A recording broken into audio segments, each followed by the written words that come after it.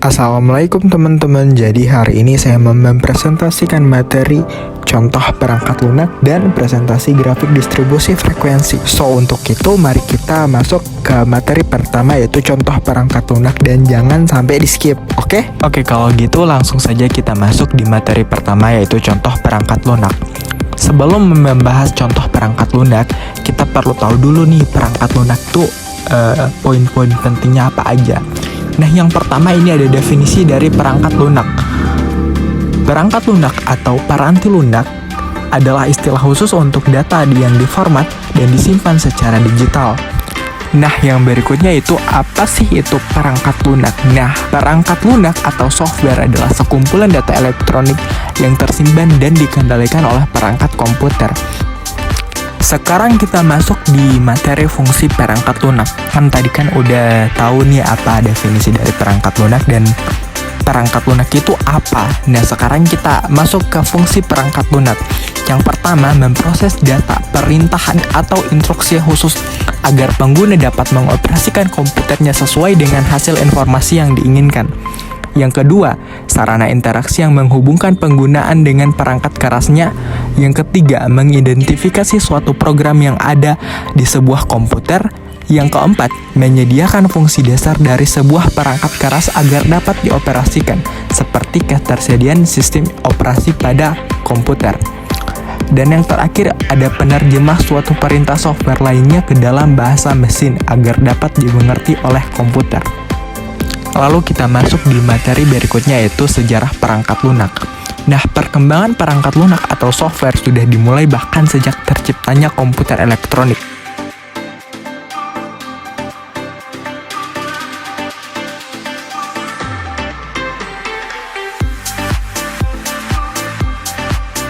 Dalam perkembangan, perangkat lunak terbagi ke dalam 4 era, yaitu era pemula, era stabil, era mikro, dan era modern. Untuk era pemula sendiri, yaitu perangkat lunak pertama kali muncul dalam bentuk sambungan-sambungan kabel ke antar bagian dalam komputer dulunya. Kedua, era stabil. Pada era ini, perangkat lunak sudah dapat digunakan untuk berbagai macam fungsi, sehingga tidak dipakai oleh kalangan peneliti dan akademi saja. Yang ketiga, era mikro. Perkembangan perangkat lunak di era mikro dapat dilihat dari perbedaan software yang terbagi menjadi 2, yaitu perangkat lunak sistem yang menangani internal komputer dan perangkat lunak aplikasi yang dapat digunakan oleh pengguna secara langsung sesuai kebutuhan dan tujuan tertentu. Berikut adalah era modern.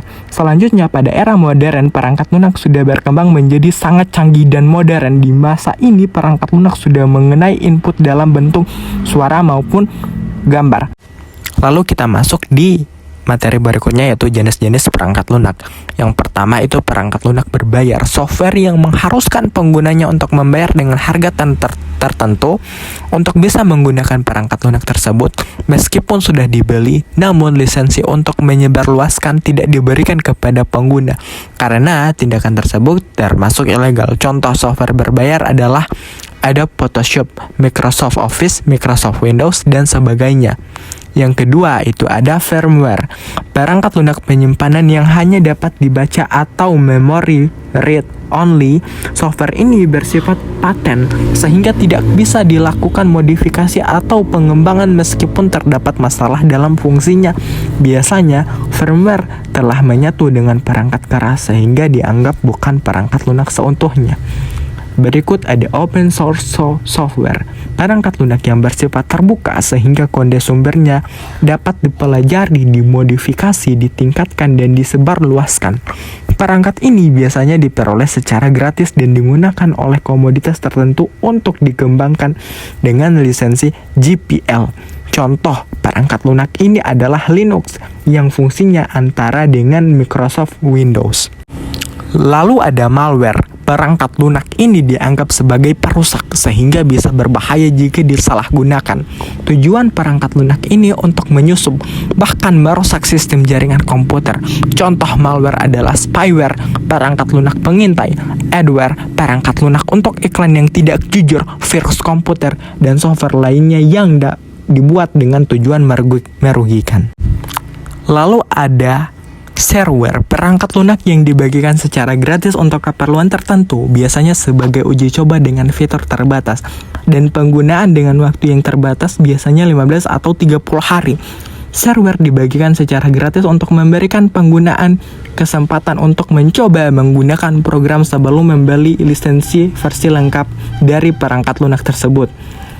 Lalu ada free software, pengguna harus membeli perangkat lunak ini terlebih dahulu. Setelah itu pengguna bebas untuk melakukan penggandaan, modifikasi, hingga distribusi. Dan yang terakhir ada freeware. Perangkat lunak ini gratis dan dapat digunakan tanpa batas waktu tertentu. Biasanya pengembang software membuat perangkat lunak ini untuk komunitas tertentu. Hak cipta tetap dipertahankan. Kita lanjut ke materi macam-macam perangkat lunak.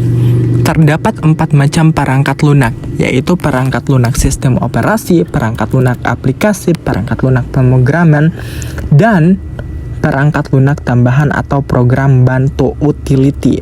Nah, pertama nih kita bahas dulu perangkat lunak sistem operasi. Perangkat lunak sistem operasi berfungsi untuk mengendalikan seluruh sistem kerja mendasar yang ada di komputer.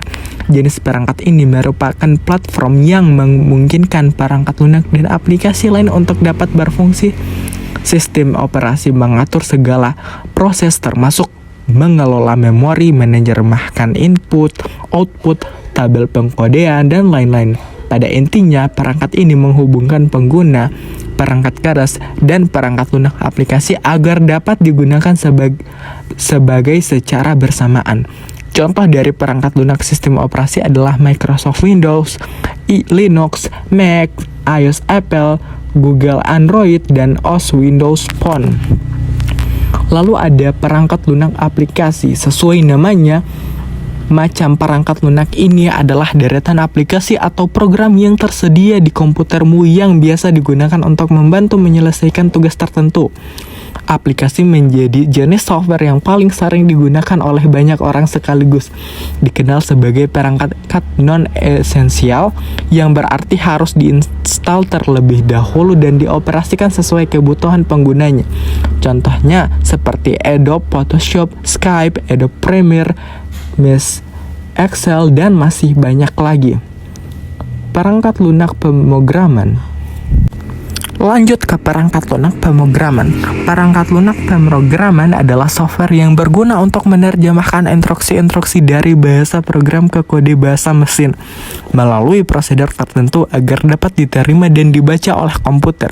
Perangkat lunak ini umumnya digunakan oleh seorang programmer untuk menerjemahkan, menulis, menguji, mengembangkan, hingga mendebug software lain seperti perangkat lunak sistem dan perangkat lunak aplikasi, misalnya saja Python, PHP, Java, C++, Basic, COBOL, Fortran, dan Pascal. Nah, kita masuk di perangkat lunak tambahan atau program bantu utility. Software ini merupakan aplikasi yang berguna untuk membantu pengelolaan komputer, seperti mengkompres file, melindungi sistem, memformat disket, mengcopy data, mengatur hard disk, dan lain-lain. Contohnya seperti WinZip, antivirus, ScanDisk, Norton Utility, dan Defragment. Nah, kita masuk di materi yang paling terakhir dari materi pertama dan yang paling penting, last but not least, contoh perangkat lunak. Perangkat lunak menjadi sesuatu yang penting dalam kehidupan sehari-hari, terutama dalam meningkatkan produktivitas kerja. Terdapat banyak kategori software yang digunakan sesuai dengan fungsi dan kebutuhan pengguna. Berikut beberapa contoh software yang sering digunakan. Yang pertama, software system. Perangkat lunak ini berperan sebagai sistem operasi komputer, contohnya seperti Windows, Linux, dan Mac. Software browser. Sesuai namanya, software ini memiliki fungsi sebagai mesin pencari situs untuk mendapatkan berbagai informasi secara online. Beberapa di antaranya adalah Chrome, Opera Mini, Mozilla Firefox, Internet Explorer, dan sebagainya. Yang ketiga adalah Microsoft Office.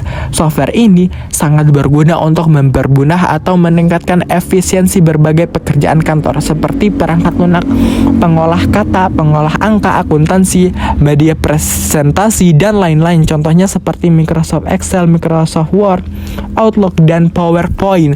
Dan untuk informasi saja, saya buat PowerPoint ini menggunakan Microsoft PowerPoint. Oke, kita move ke contoh yang keempat, yaitu Paint software. Software yang digunakan untuk mengelola gambar dan desain, mulai dari proses membuat suatu gambar hingga editing desain, dan dapat dilakukan dengan beberapa perangkat lunak, yaitu Adobe Photoshop, Corel Draw, Paint, dan lain-lain. Dan yang terakhir nih, software antivirus. Perangkat lunak ini berfungsi untuk mencegah masuknya serangan virus-virus yang dapat merusak sistem ke dalam komputer. Antivirus berperan penting untuk mencegah komputer dari serangan virus yang mungkin masuk pada saat kamu download file online atau dari USB yang tersambung ke komputer.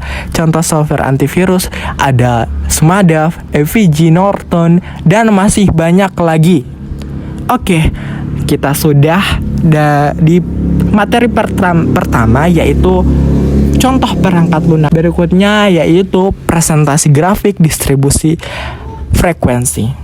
Oke, nggak terasa ya kita udah di materi yang kedua, dan materi yang kedua ini adalah presentasi grafik, distribusi frekuensi. Nah, untuk materi ini tersendiri saya ambil 3 diagram yang bisa membantu menggambarkan distribusi frekuensi, yaitu adalah histogram, poligon frekuensi, dan poligon frekuensi kumulatif. Kita mulai di yang pertama, yaitu histogram. Histogram yaitu suatu grafik di mana kelas-kelas tercantum pada sumbu horizontal dan frekuensi kelasnya pada sumbu vertikal. Kegunaan histogram. Kegunaan dari penggunaan histogram adalah sebagai berikut. Yang pertama, diagram batang umumnya digunakan untuk menggambarkan perkembangan nilai suatu objek. Penelitian dalam kurun waktu tertentu. Diagram batang menunjukkan keterangan-keterangan dengan batang-batang tegak atau mendatar dan sama lebar dengan batang-batang terpisah. Yang kedua, mengetahui dengan mudah penyebaran data yang ada. Yang ketiga, mempermudah melihat dan menginterpretasikan data. Dan yang terakhir, sebagai alat mengendali proses. Oke, di sini ada contoh. Buatlah histogram dari data berikut. Diketahui nilai ulangan 55 sampai 59 itu diraih oleh 7 orang. 60 sampai 64 itu punya 12 orang. 65 sampai 69 itu punya 23 orang. Sampai ada 100 orang dengan beberapa nilai ulangan yang ada di tabel tersebut. Nah, untuk mengerjakan ini berapa? Sebelum membuat histogram, kita harus mengetahui beberapa istilah yang terdapat pada daftar distribusi frekuensi. Yang pertama itu ada batas kelas. Batas bawah dari tabel di atas adalah 55, 60, 65, sampai seterusnya. Kita lihat dari sisi kiri, itu batas bawahnya. Sisi kiri, oke? Dan batas atasnya adalah 59, 64, 69, 74, dan seterusnya. Nah, untuk batas atasnya ini ada di sebelah kanan. Oke, dan yang kedua itu ada tepi kelas. Tepi bawah kelas sama dengan batas bawah nih, batas bawah yang udah diomongin tadi nih, yang ada di kiri. Kurang 0,5. Jadi misalkan nih, let's say 55 kurang 0,5 berapa? 54,5. Dan untuk tepi atasnya kalau berapa? Ini 59, contohnya 59. Ditambah 0,5 berapa? Jadi 59,5, dan begitu seterusnya, oke? Oke, untuk titik tengah kelas. Titik tengah kelas itu rumusnya batas bawah ditambah batas atas dan dibagi 2. Nah, untuk titik tengah kelas dari tabel di atas adalah 57, 62, 67. Nah, ini dapat dari mana? Kan tadi udah bilang nih, batas bawahnya 55 dan batas atasnya 59, dan ditambah dan dibagi itu hasilnya 57, oke?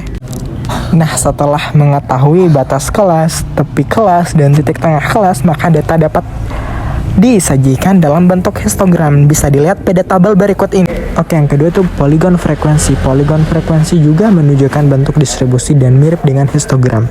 Poligon frekuensi terdiri atas bagian garis yang menghubungkan titik-titik yang merupakan perpotongan antara titik tengah kelas dan frekuensi kelas.